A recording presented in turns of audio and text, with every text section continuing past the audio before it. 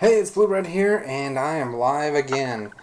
Getting a little bit more familiar with the scene control in OBSD, or Open Broadcasting Software, I'm sorry. Um, but yeah, so what I'm going to do is go over... Oh, somehow my Facebook window is left open. Alright, got that closed. All fixed. So, I'm going to be going over today a little bit about my website and a couple other things. Let me just... because I had to close that window quickly. Now I lost the window I needed. There we are, back to the window. Got it. Awesome. Alright, so today I'm going to be talking about envelope and distort and advanced paneling with your graphic styles. So, and appearance palette, I'm sorry. So you got your graphic styles and your appearance palette inside of here in Illustrator. I'm going to be going over these today and how you can use them and how you can dynamically set an envelope and apply it to the envelope. Now what an envelope is if you create a shape inside Illustrator, for example a square, and you want to make the text fit perfectly to that square. The easiest way to do it is inside your layers palette here. You're going to go through and make sure your shape is above your layers palette, and then your text is below it. Selecting both of these and holding Control-Alt-C will apply an envelope and distort. On Apple it's Command-Alt-C, and then if you want to know where the panel is, it's under Object, Envelope and Distort, and then it would create envelope. The other thing you could do is up in your toolbar up here, you can actually go into Edit Content, and then you can actually control the content. So you can actually change the font to anything you would like, and then start applying appearance. Now, you never want to mess with content, because content is only the text box that you originally had. You want to start applying everything to the envelope inside your main appearance palette. Now how you do that is I always start off with a blank fill and then start messing with my colors. For example, you can add a gradient, and then in your gradient palette you can actually control the settings there. So I can rotate it, which I would actually want -90, or I could have just flipped the gradient completely. And then I could duplicate that, go into this gradient appearance, and I'm actually going to flip the gradient now. And what this is going to do is I'm going to take this fill here, transform, distort and transform, and transform. And what that's going to do for me is I'm going to be able to actually scale this up just behind it. I don't really want to move it too much, but I do want to scale it up just a little bit. And then you can check off the preview to see what you're doing. That's actually moving way too much. So let's add a 0 inside this.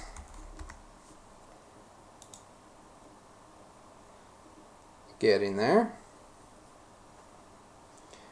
And actually I want to scale it up just a bit more. Probably a little bit more taller. And that's vertical and horizontal scaling. Because I want it offset, but yet I don't want it to disappear. So it looks like I need to move it just a bit more to the right.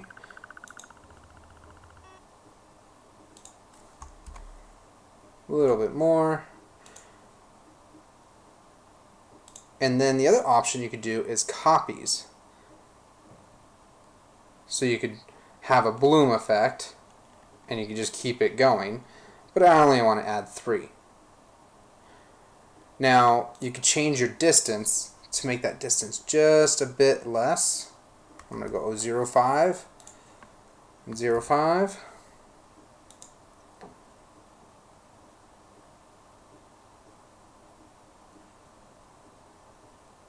And I'm going to change the scaling just a bit more back. And I'm just going to continue, oops, to add the bloom.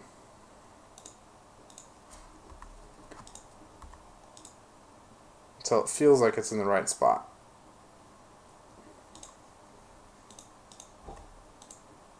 Oh.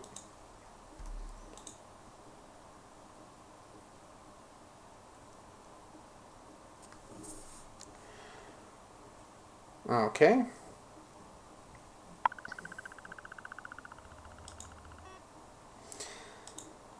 And then just to let you guys know, if you do have any questions, I do have the live chat. If you go to youtube.com /Bluebrad /live, you can actually see the live chat down below the window. I do have the feed enabled so everybody can see it.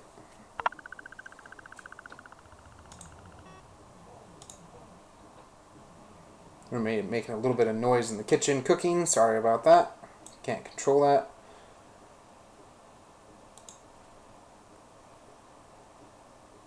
I'm just trying to get an image file loaded real quick here.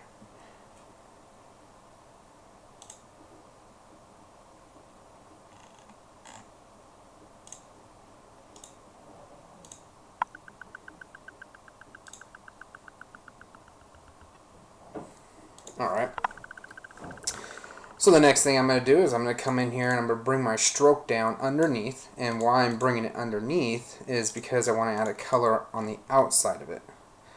Now if you notice that this color is actually not in the right position, but again, I can go into my appearance palette here and duplicate an appearance, an effect in the appearance, and then bring it into another item. So it'll clone it out perfectly, and you won't have problems with doing anything like that.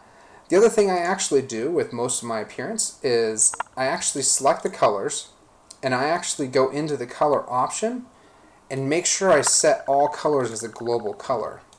And I label it just 01, 02, 03, and those are my color preferences for that file. So that way I can load them for other projects, or I can just go into that project and manipulate each color inside the artwork. Now, so if I want this to be a color and I have only my color palette visible, I can actually now go into this color. I'm going to bring it to the front. I can go into this color and change it at will. Turn on preview and you can actually see it live. So it makes it a little bit easier when you have color dynamics like this. You can come in here and change your colors rather than having to navigate through a appearance palette to select multiple colors, or you have color variables on top of variables. It gets pretty chaotic in the end. But the other option is with a envelope distort, is I can now warp my envelope. And it will warp the object within it, but not the appearance. So if I want something to fit to an object, for instance, like the hood of a car, and I want it to fit perfectly within that hood of that car, I can actually warp and distort it, and it won't warp and distort my effect. It's only going to warp and distort the text within that item. That's why we applied it to the envelope and not into the content, because it's the opposite. If you want it to distort and warp your appearance, you apply it to the content rather than to the actual envelope. And you can actually manipulate your content in here inside the envelope and distort. So if you have something in the envelope and distort that isn't distorted, for instance a stroke, and then inside your content you have a gradient that you do want to warp, you can actually apply them separately and manipulate it inside your palette. One of the other cool options that we could do here is actually go into the edit content, and you can change fonts without changing your box. So everything will change inside of it, and you leave alone your appearance palette. Kind of getting the Back to the Future effect right there. It's kind of cool.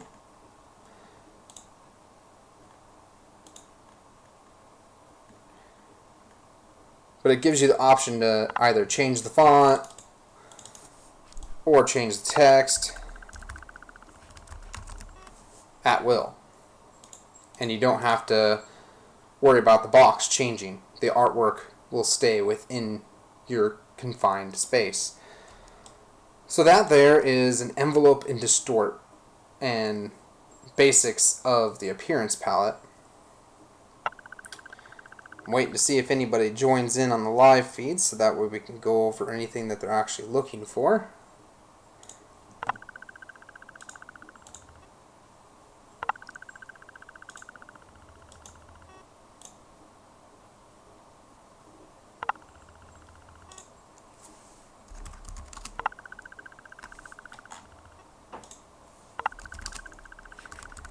I'm just going to fill out this one little thing real quick.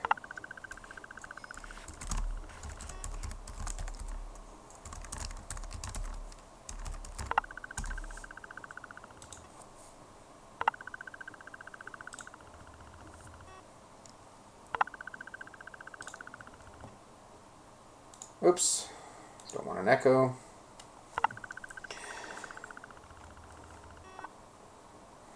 So some of the other things I was going to go over in this video is I'm now putting together a package of all of the packages that I have on my website for the graphic styles and going to give it away to 5 lucky winners. So all you have to do to win the prize is to subscribe to my channel, and I will go ahead and notify you if you become one of the winners. I will announce the winners next weekend, either Saturday or Sunday, depending on the day and time that I have available, and go over this with the winners. Now, what will be included in the packages, let me pull that window up.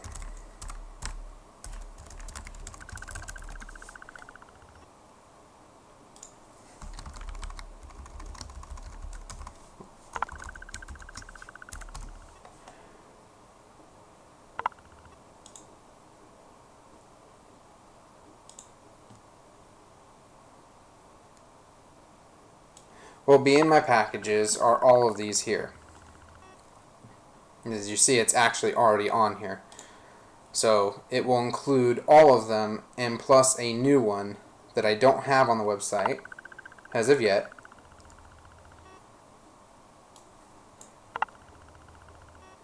Which is my brushed metal.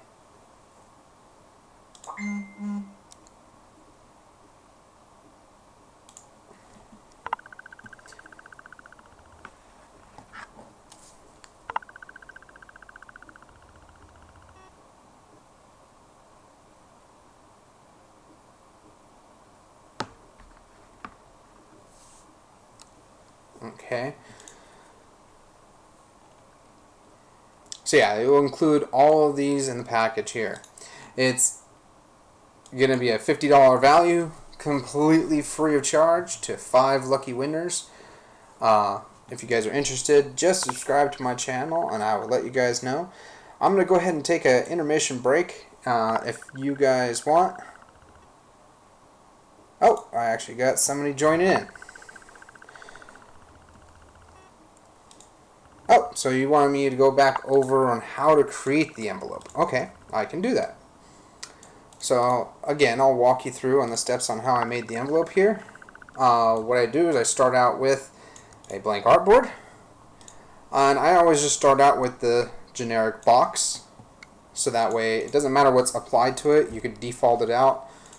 By the way, I just default with D to where it applies a default appearance and setting to it. And then I'm going to go ahead and put out the text that I want to apply to the box. Does not matter the size, but it's a good idea to get it to approximate size of your box, because when you actually have it enveloped and warped, it makes it a little bit difficult when you go to edit your text and it's a millimeter on your screen compared to your 10 feet tall character envelope. that you're going to apply. What you're going to want to do is inside your layers is you want to make sure that path of the square is above the text. You can either hit Control Shift and then the right square bracket to bring it all the way forward, or just move it in your in your layers palette. Then you can simply hit Control Alt C or Command Alt C on the Mac, or go Object, Envelope and Distort, and make warp. Or actually, I'm sorry. Envelope and Distort, make warp. No, that's not what I wanted. I'm hitting a blank on my head. Oh, make with top object. And what that will do is it'll apply it to that shape. Now if you do already, for instance, I've created a square box like this, and what I did is I've actually created a ribbon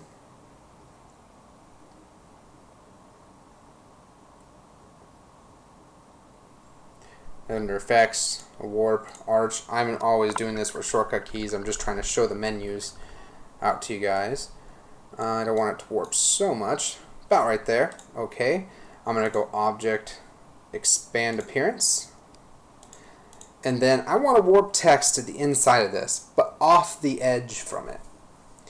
The option I can do is go Object, Path, Offset Path, and then Preview to see where I want it. I want it to be about a 1/4 inch offset. So I'm going to hit OK. It created a new item on top. Now what I could do is type in my text.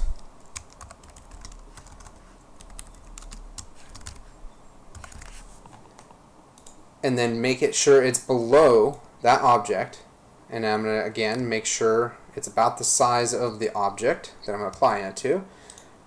Shift selecting, make sure they're both selected. Control Alt C. And now it's applied to that exact same warp. And then what I can actually do is, like, if I want to warp it more, I can select both of these items and use the effects palette and continue to arch it, and everything will actually stay within it. But it's best to apply everything to that. Now the cool thing is I applied this effect to the envelope.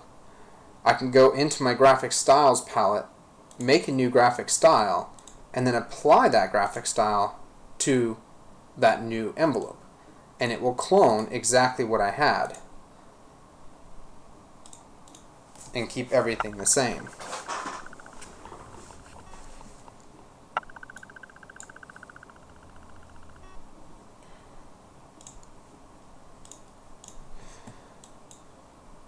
So I hope that's the detail you were looking for.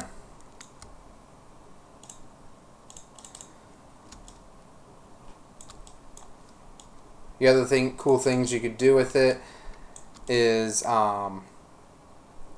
actually use the warp as a mask. So if I have the text here applied in a really funny way,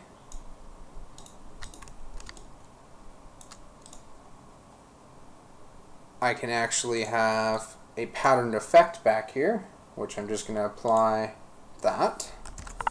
Move it to the back, which I just used Control Shift left square bracket or Command Shift left square bracket on the apple. I'm going to go ahead and center align this so that way it's nicely centered. And then where is that at? I'm trying to remember where that is.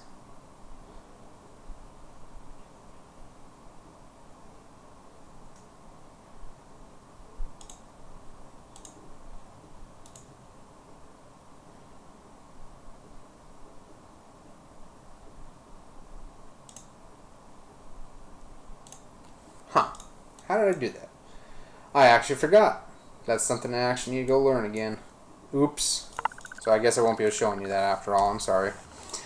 But there's actually a way where you can use this to where anything inside this envelope will become a graphic flag.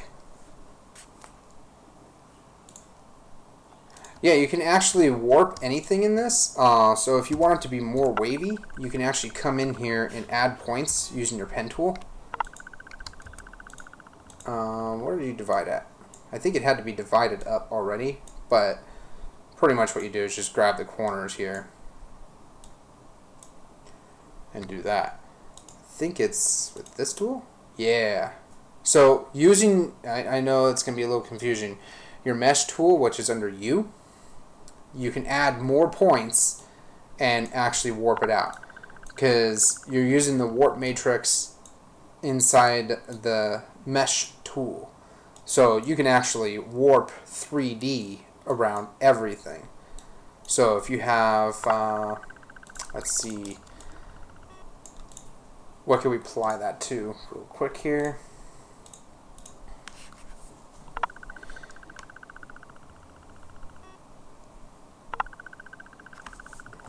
Pretty much anything.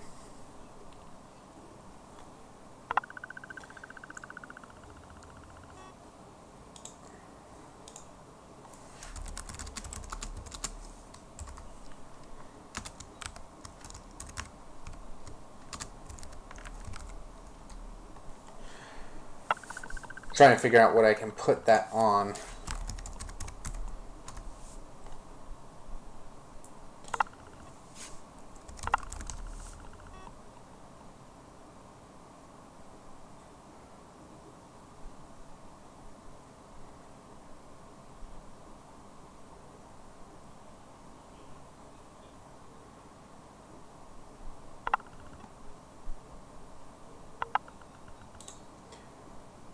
Waiting for the image to load, sorry. Hold on just a moment. We'll use just what it is then. Oh, that's not going to come in.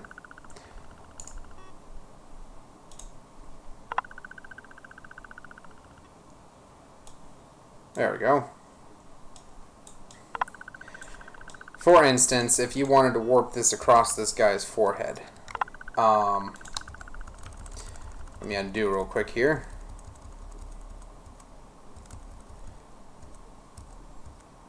I'm going to leave it square, paste in back that head that I had, and we want to warp this to his forehead to make it look like it's on there. What I could just simply do is just grab these corners, apply it in the area of his head,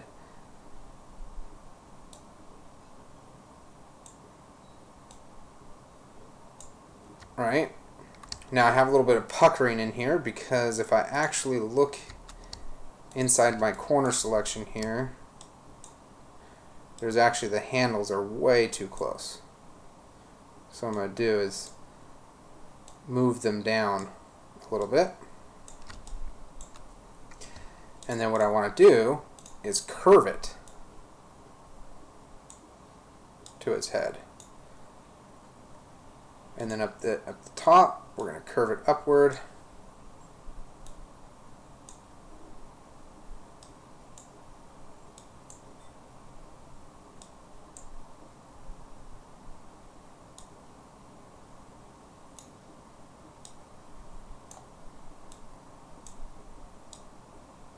Bulge it out just a little bit. And if you need more mesh points to actually control and manipulate, what you could do is, for instance, if we were to put this over his nose, what we're going to do is re-bring this back down, because off his cheeks it actually puckers up like this. But on the nose area, we need to bring it back larger. So I'm going to bring up my mesh tool and just click here, and with my direct select tool I can just pull it back up and now warp it to make it look like it's actually warping to his nose.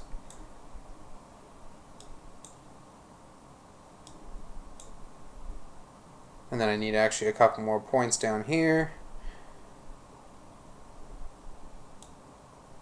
So let's bring that up, that over, and I'm going to go ahead and hit U to bring that up real quick.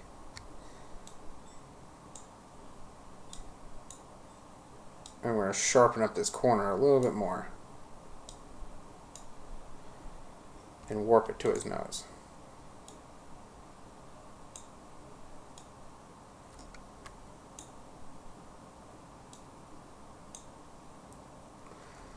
So you can pretty much warp inside Illustrator just as well as you could do it in Photoshop using Puppet Warp or anything like that.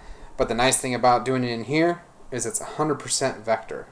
So it actually is usable on anything. You can even I can even warp this a little bit better to really start making it look like it's actually part of his face here. I think that I got to bring that in here more. And bring that over. Oh yeah.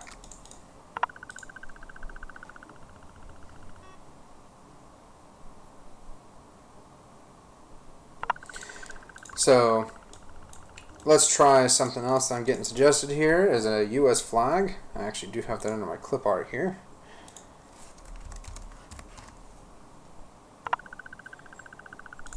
So just a generic US flag. You're going to want to make sure it's in a group and everything in there is clean and orderly. The one thing I'm going to want to do is remove this outer line here.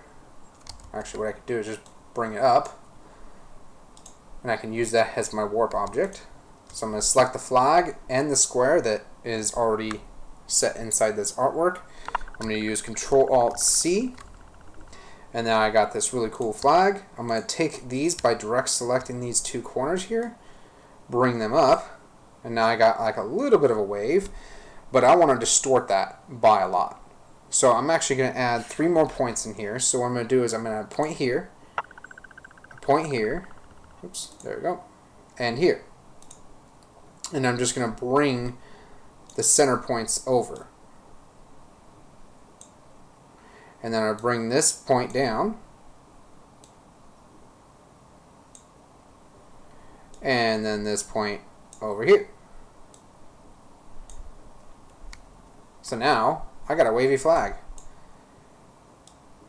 And you could distort it even more by dropping a point in the middle and then using your direct select, and you can pull it up to give it a little bit of a distorted effect from the weather. And then your edges can curl over. So you can pretty much do anything to that warp.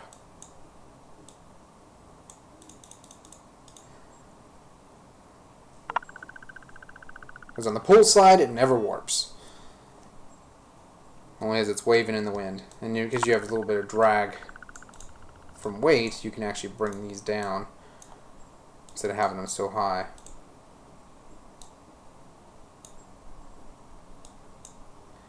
Then you can adjust them to where they flow better.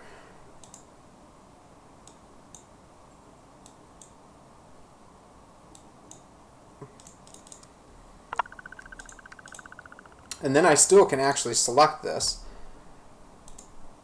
and go into the original object and modify it. And if I really want to, I can isolate .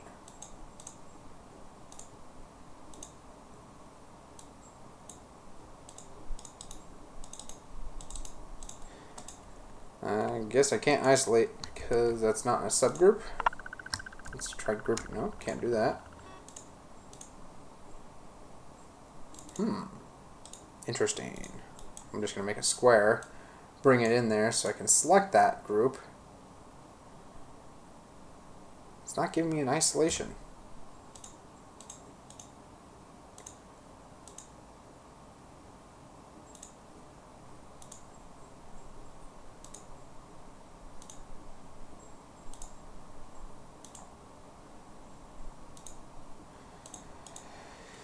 Alright, well, I found something different that I haven't been able to try in a while, because I normally just set up my content.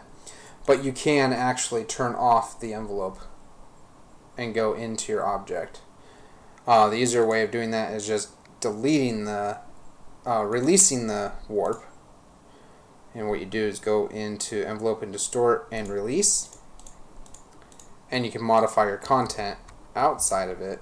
Most of the time you edit it inside of it. For instance, if I needed to change color, like let's say the blue behind the stars is not the right blue, and we need to come in there and change the blue, we can actually still come in there and change that.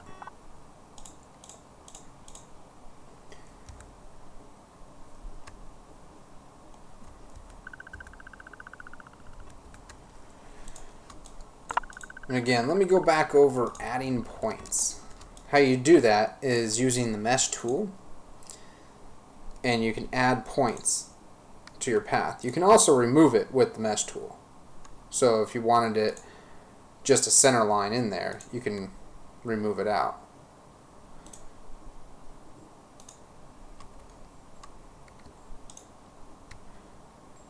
Because then what I'm actually doing here is just changing that path. I believe, can I do this? No. That would have been cool. But yeah, using your mesh tool under U or direct select arrow tool, which I believe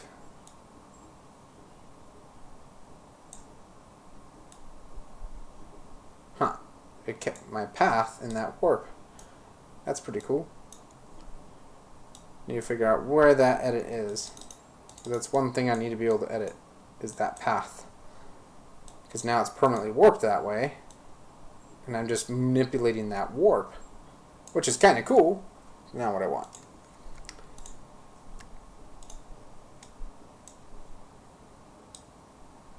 Interesting. I just learned something new. Removing a path does not erase the arch. My problem is it's not letting me select those.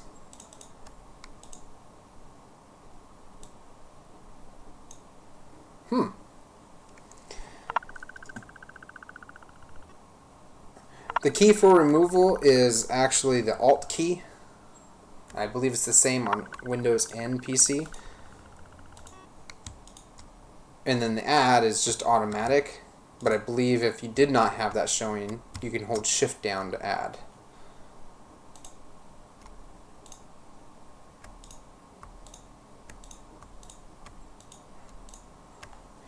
Yeah, just click and then hold down Alt and then click and it will remove.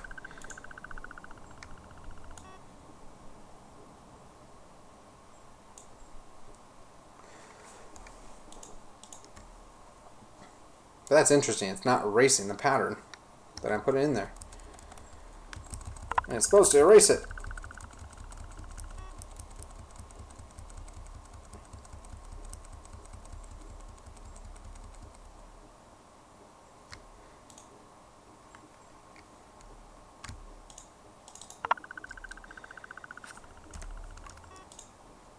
Yeah, that's what I thought too.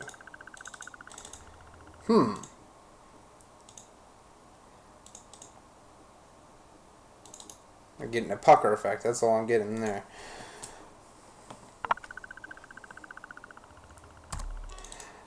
Isolation, you could just double click in and get into your objects. But it only lets you into the object of the mesh. So you either can be in the mesh or be in the object. There's really no in between. You can change the fidelity of your mesh though, to how much it's actually going to be controlled.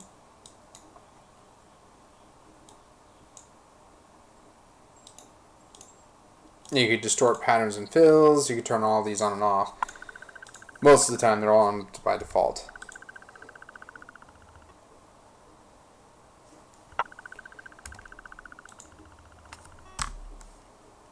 If I do isolation and select it and delete path, it's just going to go square.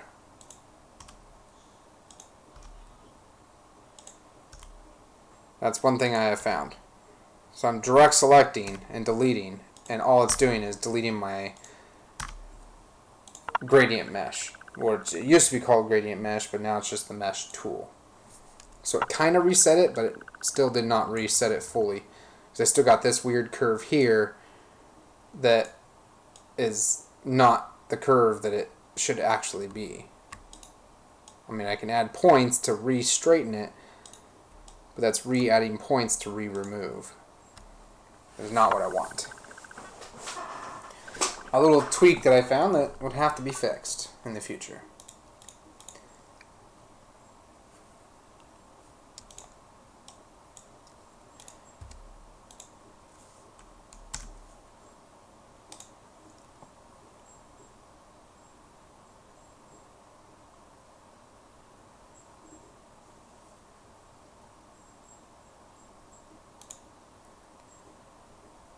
Okay, so I'm actually going to try something new.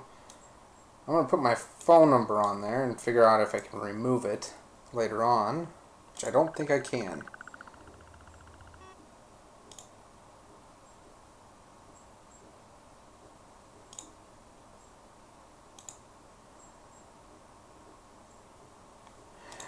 In the envelope to start,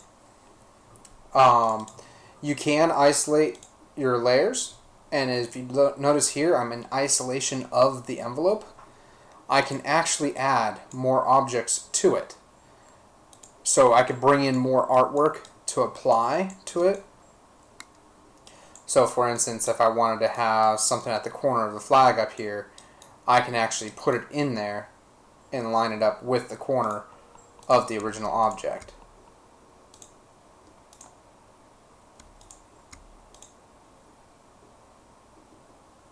Nope, doesn't have object align mode. That sucks.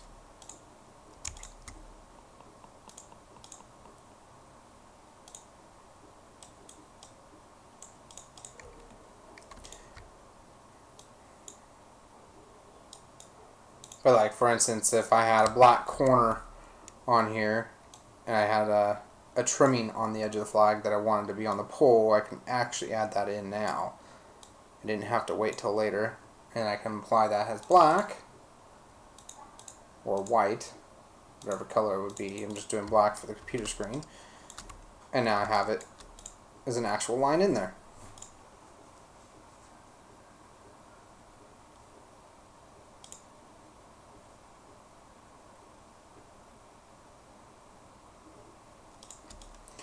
So, for instance, in this previous envelope, I had this here. I'm going to take this, unadjust it a little bit, keep it a little bit warped. Actually, let's just remove it from the gradient mesh. Which you go to the envelope here, and then you can just, where's the release button? Oh, they took that away. What I can do is just isolate, cut, double click out, paste. Oh, that still kept my envelope. Wait, what's going on here? Well, we could go object, path, no, object, envelope, and distort, release. Now I got the old envelope, got the name, and I want to put this inside the flag. All I actually have to do is open up the envelope layer and drag it in above the flag. And now it's actually inside the flag layer. And if I view in outline mode, you can actually see the position of what it is in the flag. So I can position this. And then if I go out of outline mode, which is Control Y or Command Y on the Mac, and it will warp in the same warp appearance as the flag that it was warped at.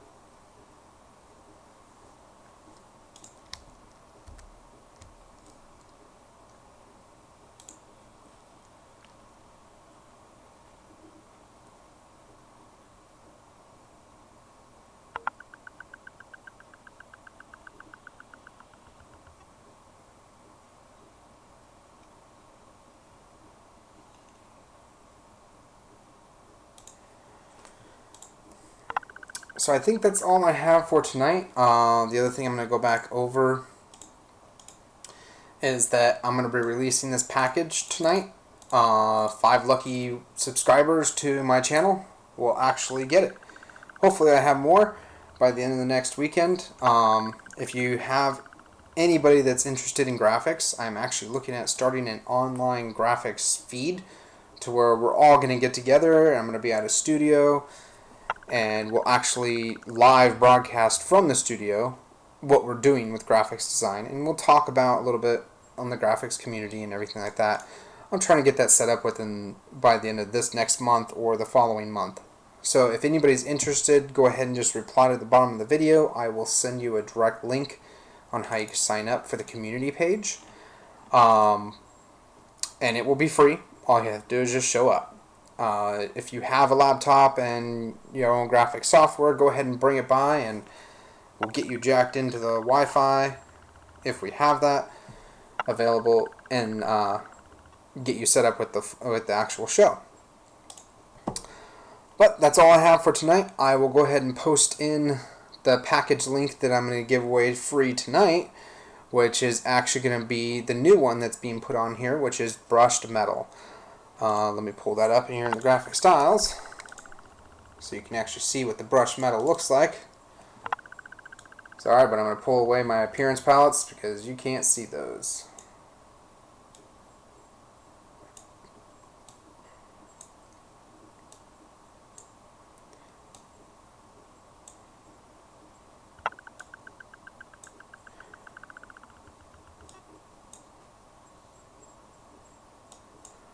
Bear with me here. Okay, so brushed metal is another dynamic effect. This one's a little bit heavy on the processor because it's creating these hash lines. So whatever shape I put in here, if I do my infamous little curve shape here,